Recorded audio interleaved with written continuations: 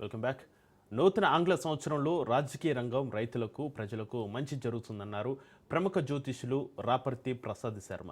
తెలుగు వారికి ఉగాది నుంచి నూతన సంవత్సరం ప్రారంభం అవుతుందని, రానున్న ఏడాదిలో బంగారం రేటు గణనీయంగా పెరుగుతుందని, శుభకార్యాలు ఎక్కువగా జరుగుతాయని చెబుతున్న ప్రసాద్ శర్మతో మా ప్రతినిధి మోహన్ ఫేస్ టు ఫేస్. కూడా ఆలయాల సందర్శన చేస్తున్నారు. ఆలయాల సందర్శన చేస్తున్న సందర్భంలో ప్రత్యేకంగా మనం కూడా రాజ్ న్యూస్ కూడా పురాతనమైనటువంటి శివాలయం వద్దకు వచ్చాం. ఇక్కడ ప్రముఖ జ్యోతిష్యులు రాపర్తి ప్రభాకర్ శర్మ గారు, ప్రసాద్ శర్మ గారు ఉన్నారు. ఈ ప్రసాద్ శర్మ గారిని అడిగి అసలు ఈ సంవత్సరం ఎలా ఉండబోతుంది, ఏమేమి చేస్తూ ఉంటారు, ఎవరికి మంచి జరుగుద్ది, ఎవరికి చెడు జరుగుద్ది అనే అంశాన్ని తెలుసుకుందాం. నమస్కారం గురుగారు. నమస్తే అండి. గురుగారు చెప్పండి, ఎట్లా ఉంటుంది ఈ సంవత్సరం, ఎలా ఉండబోతుంది? ఈ యొక్క నూతన సంవత్సరం అనేసరికల్లా మనకి ప్రతి ఒక్కళ్ళు కూడా జనవరి 1 మనం 31 నైట్ ఏవేవో చేసేసి జనవరి 1 రోజున మనం యథావిధిగా ప్రతి కార్యక్రమం కూడా ఎంతో దిగ్విజయంగా ఆచరిస్తున్నాం అనుకుంటున్నారు.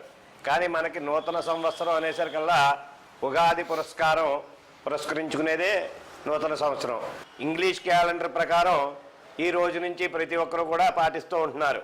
కానీ దీనికన్నా మనం పాటించవలసింది పూర్వం నుంచి జన్మతః, అంటే పూర్వం మన తాతయ్యల దగ్గర నుంచి ముత్తాతల దగ్గర నుంచి కూడా వచ్చింది ఏమిటయ్యా అంటే ఉగాది పురస్కారమే.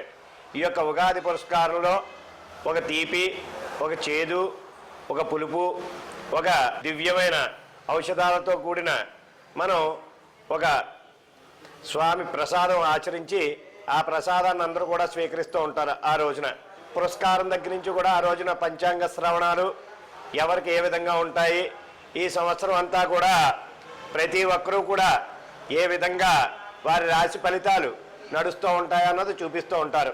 ఈ సంవత్సరం అంతా కూడా యథావిధిగా ప్రతి ఒక్కటి కూడా పాడి పంట ఈ విధంగా ఏ విధంగా ఉంటుంది ఏమిటి అని చెప్పి అందరికీ కూడా సంకోచాలు, అలాగే ఇప్పటిదాకా కూడా కరోనాతో ఇన్నాళ్ళు కూడా బాధపడ్డాం. ఆ తర్వాత వచ్చే సంవత్సరం కూడా ఏ విధంగా ఉంటుందో ఏమిటో, అలాగే ఆరోగ్యపరంగా ఎలా ఉంటుంది, మనకి సంతానపరంగా ఎలా ఉంటుంది అని చెప్పి చాలా బాధపడుతూ ఉంటారు. కానీ ఈ యొక్క సంవత్సరం చాలా విశేషకరమైన సంవత్సరం. అయితే కొన్ని ఒడిదుడుకులు ఉన్నా సరే, కొంచెం యథావిధిగా కొంచెం ఒడిదుడుకులు ఉన్నా సరే ఈ సంవత్సరం అంతా కూడా తాఫీగా జరుగుతుంది. అలాగే మనం చేసే ఈ సంవత్సరం రాజ్యాధిపతి ఎవరయ్యా అంటే గురుడు.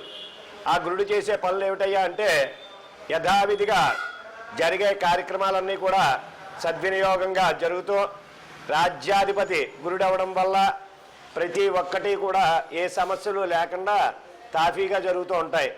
యథావిధిగా బంగారం కూడా అధికంగా రేటు పెరగడం, అలాగే ఈ యొక్క సంవత్సరంలో శుభకార్యములు ఎక్కువగా జరుగుతాయి. ఎందుకంటే శుక్రుడు ఉండడం వల్ల ఖర్చు ఎక్కువ అవుతుంది, శుభకార్యాలు ఎక్కువగా జరుగుతూ ఉంటాయి.